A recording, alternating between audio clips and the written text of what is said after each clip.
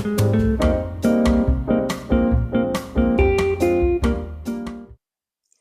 guys, and welcome back to another episode of Lipstick and Lore. Roll the intro. Yes, I am wearing the same makeup that I did in the last video. It's called batch filming, okay? A girl's got things to do, and I don't like wasting makeup looks, so I get as much out of them as I possibly can. But this is a different video, okay? Don't be fooled. So today's case is a little bit different, but it is one that I am, one, incredibly passionate about, and two, found so interesting, and it is one that I think about probably weekly. So I really want to talk about it, and it's my channel, so I can talk about whatever I'd like within YouTube's policy, obviously. But today's case is that of Tilikum and Dawn Brancheau, which isn't really, it is true crime. There is crime involved, there is death involved, but there is no murderer, at least not a person. But I still think it's interesting enough to cover, and I like pointing out corruption on my channel, so this is definitely one that's going to point some of that out, okay? And also, this is a big one for my animal lovers, aka me. So without further ado, I had lipstick on my teeth and nobody told me. You guys are fake.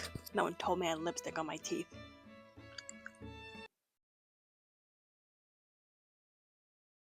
And handing it right back over to Voice Over Me.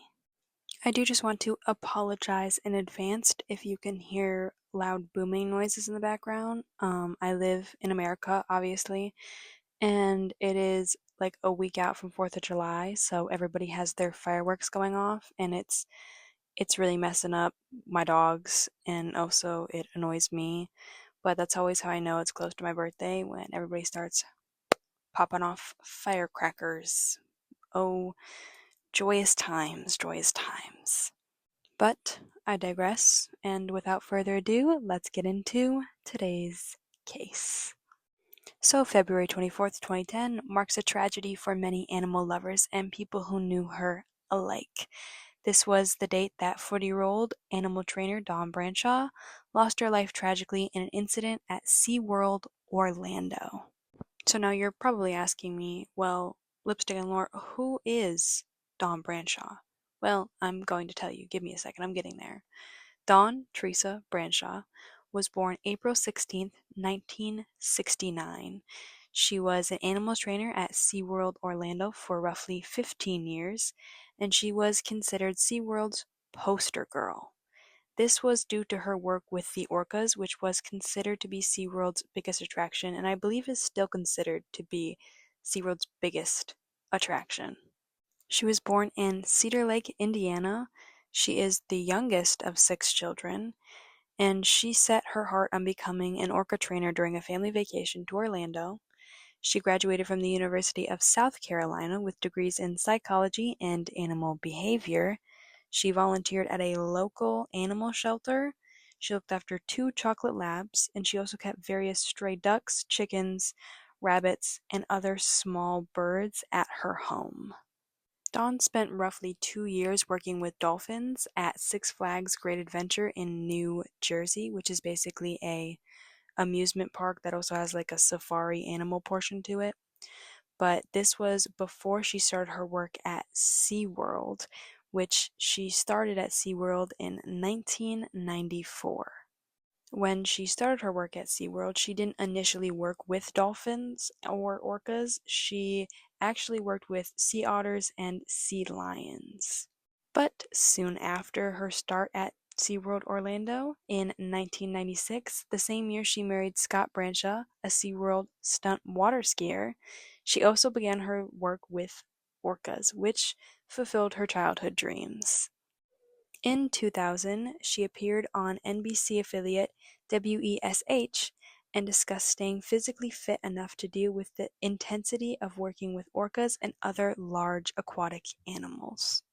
She said to accomplish this, she ran marathons, cycled, and lifted weights pretty much daily. Obviously not run marathons daily, but she lifted weights and went cycling pretty much daily to stay in enough physical fit condition to deal with these massive, beautiful creatures.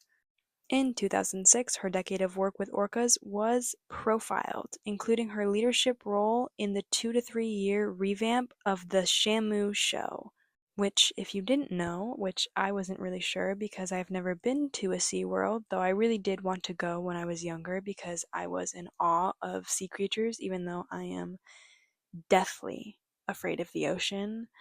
I have a very deep rooted respect for sea creatures, and in fact, I stay out of the ocean. Tell, I don't say like, oh, shark infested waters. That's their home. That's their home.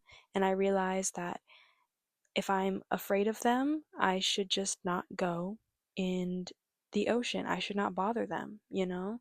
I shouldn't demand they be removed. I should just like stay over here and they can stay over there. We can coexist. That's fine. I don't want to be all up on a shark, you know? And people tell me all the time, like, that's so rare, but still, my luck, I'd be the person it happens to. And then I wouldn't even, like, be mad at the shark. I'd be like, no, no, no, no, like, forgive the shark. It was probably my fault. And then I wouldn't have anybody to be mad at, but I'd still be upset, you know? But that's just my personal opinion. But I always wanted to go to a SeaWorld. Sorry, I'm yipper yapping. I always wanted to go to a SeaWorld because I really wanted to see the dolphins and swim with the dolphins. And I would still like to swim with dolphins, but I'd like to do it in they like gate off an area in the ocean where you can go and swim with them. Because I've heard that's more humane. I'd still love to do it. I think it would be truly magnificent to do. But if you have been to a SeaWorld, before they stopped breeding orcas, I think in like 2017, let me know. Sound off in the comments. Let me know how it was.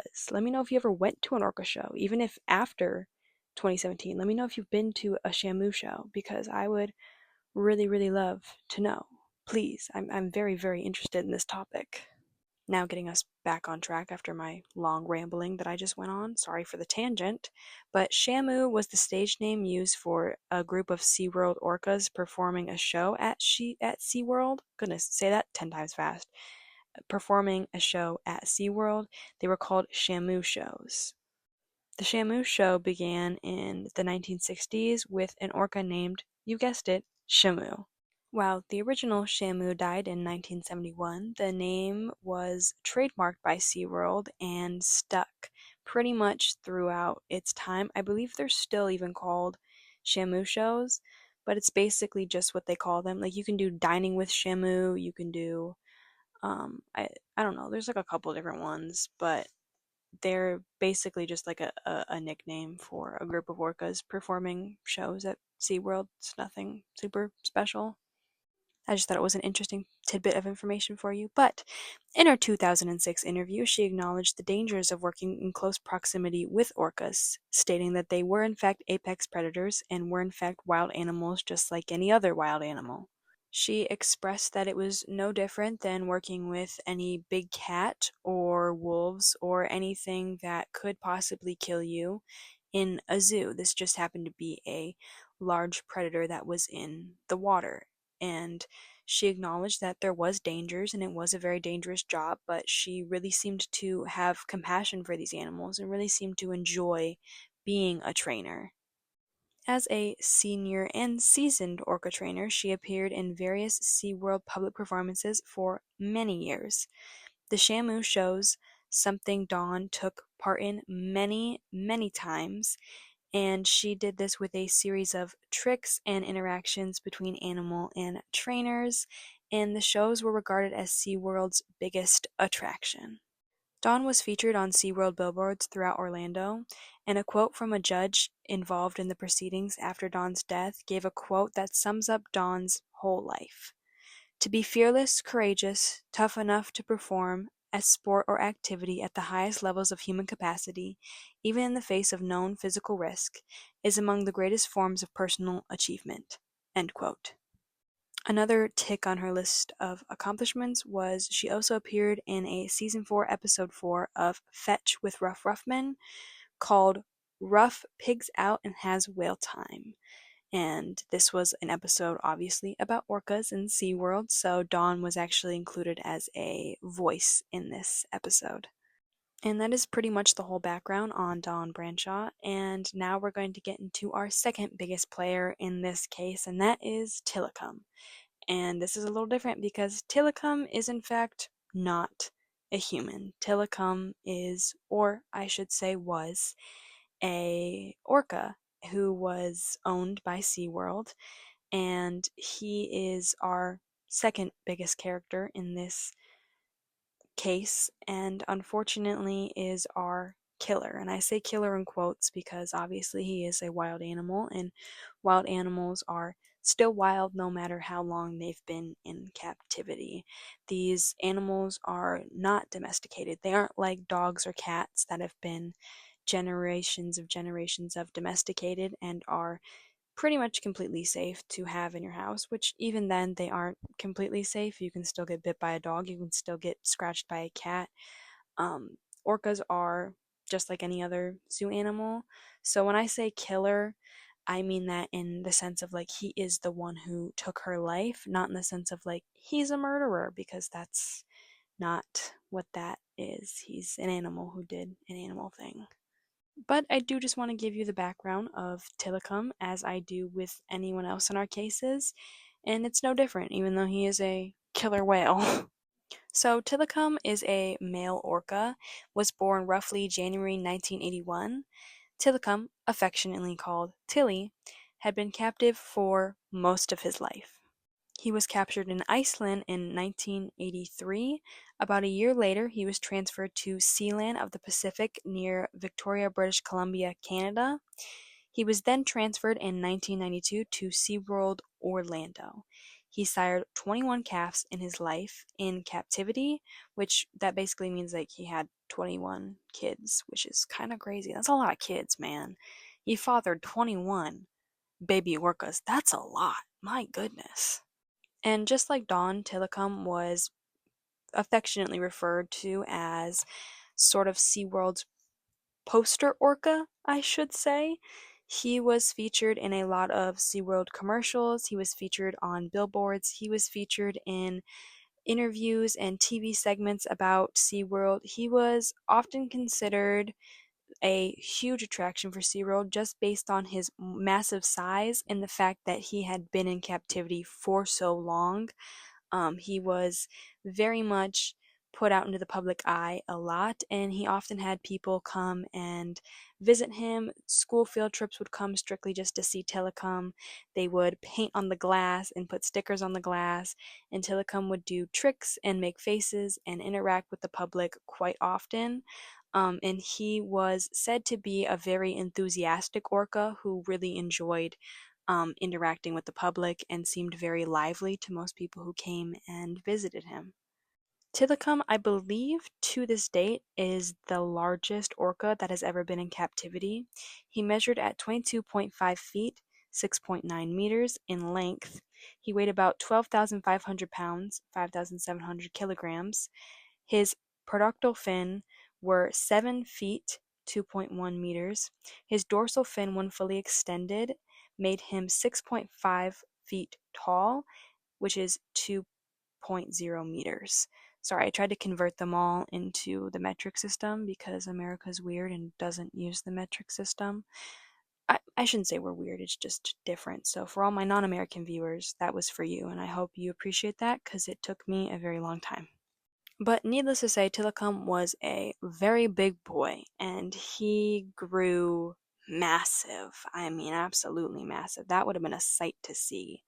That massive, intelligent being. Because orcas, scientists do believe that orcas have brains that have similar capacities to ours, and they do believe in some cases that orcas actually might be more intelligent than some people, which is interesting to me. I really love orcas and I've done a lot of research. I think they would probably be in my top two animals. I think they might be my favorite animal right now. I have a very deep passion for orcas. I actually, fun fact, side note, take a seat. I don't know why, but in my brain I didn't realize, like, I knew orcas had eyes, but I never really thought about what an orca eye looked like. So when I was like researching this case when the first time I heard about it, I looked up what an orca eye looks like. It was like last year. And let me tell you, I terrified myself. Actually, I'll put a picture up of what an orca eye looks like because it's kind of terrifying. Okay, now that I've thoroughly freaked myself out, and now hopefully all of you get to be freaked out with me, you're welcome for that. I hope you enjoyed looking at a close up of orca eyes. I think they freak me out because they are very human. Like, they're small for such a large creature. They're like disproportionate. They're like T Rex eyes. Like, I don't like the fact that you're looking at me like I'm looking at you. I don't like it. It freaks me out. Um, I still love orcas and I still think they're great, but yeah, that definitely, I don't like their eyes. It just, you know what? More reason for me to just stay out the ocean. I don't think I should be in the ocean. Yeah, I think that's probably for the best. Tilikum was captured when he was only 2 years old, along with two other young orcas by, I'm gonna butcher this, Purse Cien net. It's a type of net. I, I, I listen. I didn't look up how to pronounce it. I just know I butchered it. I'm sorry. I did my best. This is another word that I'm gonna butcher here in a second because they're Icelandic words and I don't know how to say them. After a year in a tank at Hafnarfjörður Marine Zoo. I don't think I said that right. Hafnarfjörður Hafnarfjörður Marine Zoo. I just butchered that. I'm so sorry. It's basically like an aquarium marine, different aquariums all in one big area. He was then later transferred to Sealand of the Pacific in Oak Bay. He lived with two older female orcas, and one of the orcas became very violent towards Tilikum, and this forced Tilikum to be held in a small medical pool for his own safety. And the reason that they put him in the tank with these two older female orcas was in the hopes that they would sort of take him on as one of their own because he was so young, but it didn't seem like this worked out very well in Tilikum's favor. After a while there, he was then transferred to SeaWorld, where he became an icon, and he performed in many Shamu shows with various different trainers, and later in life became famous for a much darker reason. Orca attacks on humans in the wild are completely unheard of, and zero attacks on humans by wild orcas have been reported ever. In fact, many marine biologists have actually witnessed and proven that many wild orcapods will oftentimes bring gifts or exhibit playful mannerisms towards humans.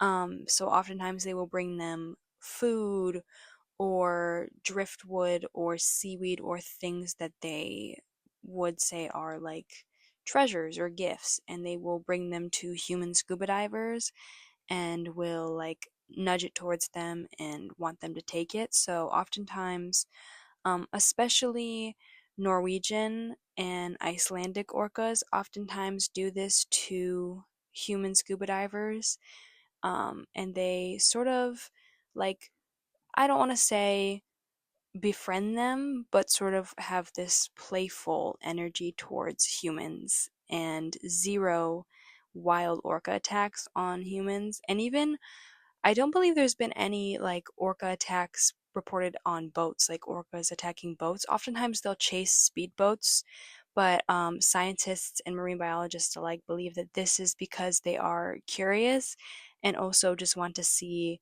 like what it is and what it's doing, and less of a threatening gesture. But there has been 4 reported attacks on humans by orcas who are captive, and 3 of these attacks involve Tilikum. And that is pretty much the background on Tilikum, so I'm going to go ahead and go through the 3 deaths and attacks that Tilikum has been involved in. Like I said, there's only been 4 reported orca attacks on humans, and every single one of them have been by captive orcas. And this just sort of adds to later points that come up about how keeping these large creatures in captivity is not only dangerous but also very much bad for the animal because these are animals that don't exhibit aggressive behavior to humans in the wild, yet have attacked humans in captivity. The only other reported captive orca attack that has been recorded is that of trainer Alexis Martinez, who was killed during a rehearsal by an orca named Quito, and Quito had bit him and dragged him to the bottom of the pool. So the first death that involves Tilikum was the death of Ketty Lee Bryn on February 20th, 1991. So Kelty was a 20-year-old Canadian student animal trainer. She was working with Tilikum and the two older female orcas at the time, and she did this to earn extra money while in school. On February 20th, 1991, Bryn was working a shift where she slipped and fell into the whale pool.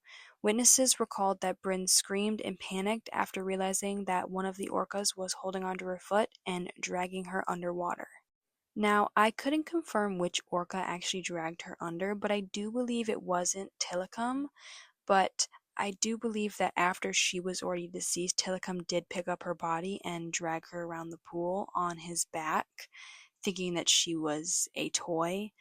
But I do believe the one who dragged her under was actually one of the older female orcas, and I believe this because I did find a couple of sources that said it, but I couldn't confirm with all the sources because a lot of them just said one of the orcas and not exactly who.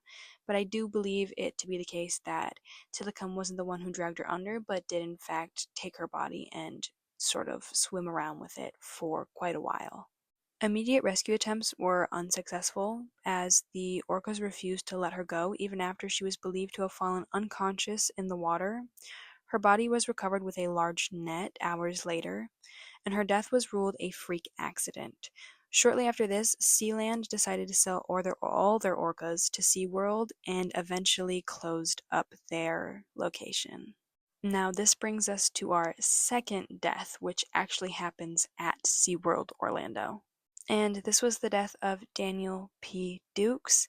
He was a 27-year-old man from South Carolina. In reports after the incident, SeaWorld claimed that Dukes was a homeless man who had broken into the area after hours.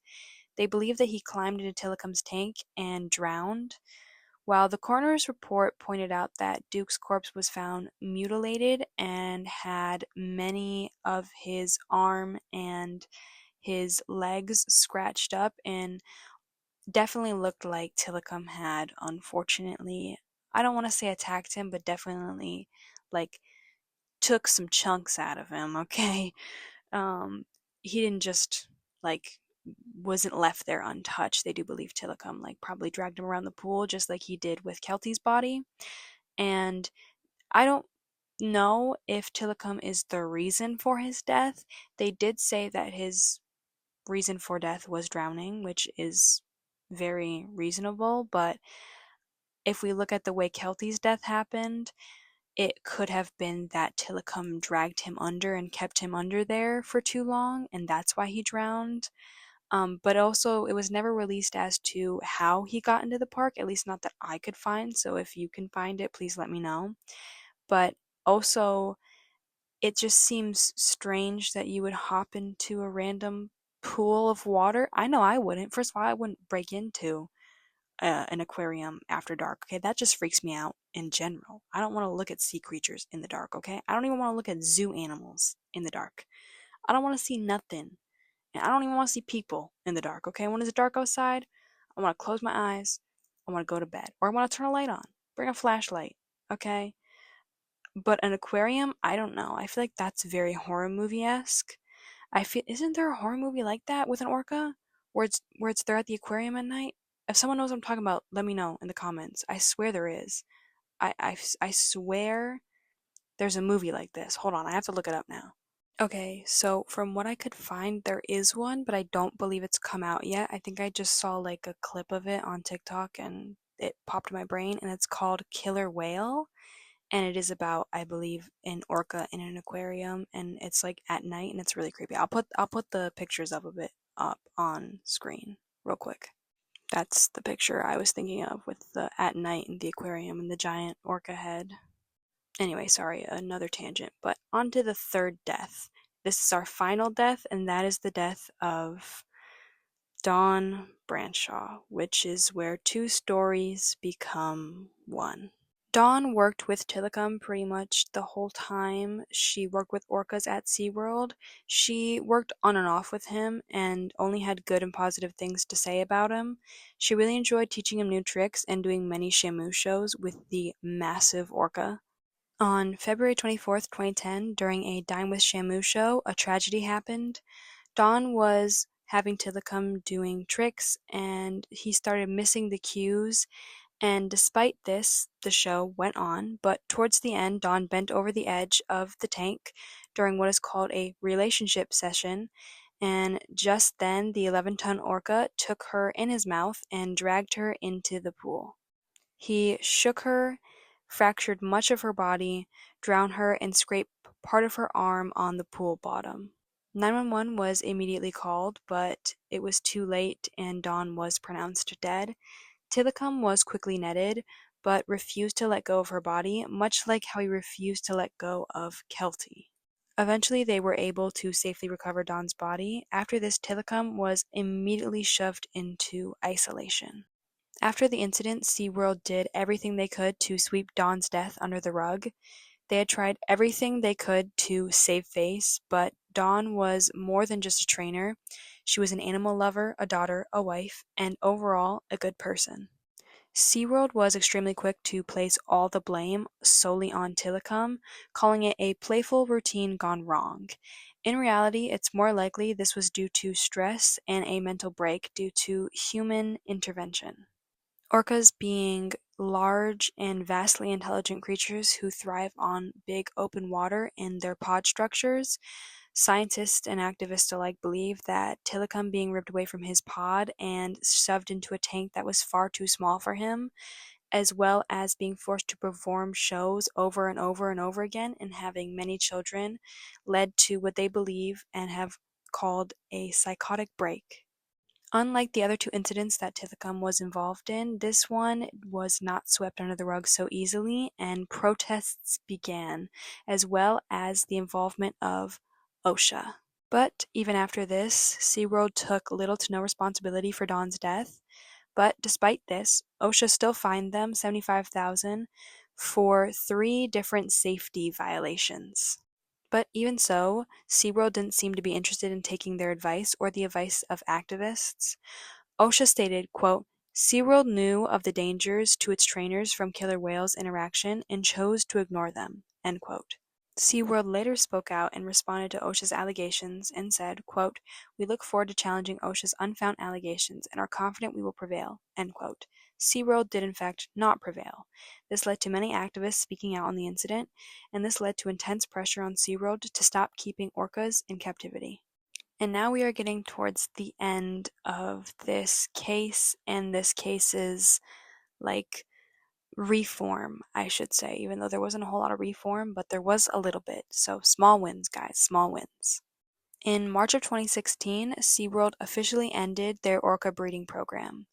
This meant that after the last generation of bred in captivity orcas die, SeaWorld will no longer be breeding them in captivity. While this was a small win, it wasn't going to help any of the orcas that were already in captivity or that had been raised in captivity, and unfortunately this meant that it would not help Tilikum. On January 6, 2017, Tilikum passed away. He died from a bacterial lung infection, aka pneumonia. Experts believe that this was due to him being kept in a tank that was far too small for him after Dawn's death. They also believe that the tank was not being cleaned properly due to the fear of Tilikum himself that nobody wanted to clean it. In the last 7 years of Tilikum's life, it was spent in a tiny tank that was far too small for his size. The tank was only 110 feet long and 35 feet wide and 36 feet deep. Not nearly enough room for a fully grown orca, especially one of his caliber. The once lively, entertaining orca was completely subdued. He barely moved and just sat sadly until his death. He was force-fed lots of gelatin to keep him hydrated because he wasn't moving, and ate a lot of fish, and basically died a very slow, painful, tragic death. Tilikum's legacy is that of trauma, misconduct, abuse, carnage, and rebellion.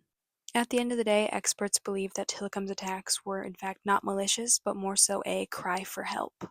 And I will leave you off on this quote. Quote, "If Tilikum was with his family, those 3 people would be with theirs." End quote. And if you are interested in learning more about the case and Tilikum as a whole, you should watch the Blackfish documentary that came out in 2017, I believe. There's a lot of mixed reviews about it, but I do believe there's a lot of perspectives in there that are important to listen to and talk about. And overall, I think this case is tragic. I don't think it's anybody's fault. I don't think it's Don's fault. I don't think it's Tilikum's fault. I think it's corruption and greed and the fact that we really don't know how to care for these animals. And sometimes things, especially Mother Nature, needs to be just left alone. And activism is in fact important. And without further ado, I'll hand it back over to Outro Me.